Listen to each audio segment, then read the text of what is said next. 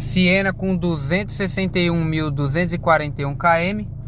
Peguei ele no leilão com 204.000 km e uns quebradinhos. Agora que ele veio dar problema na embreagem, depois de rodar mais ou menos aí uns 57.000 km com o carro. Não sei com qual quilometragem que foi trocada a embreagem desse carro anteriormente, né? Eu sei que ela começou a fazer um barulho agora. Você pisa na embreagem, tá comendo tudo lá.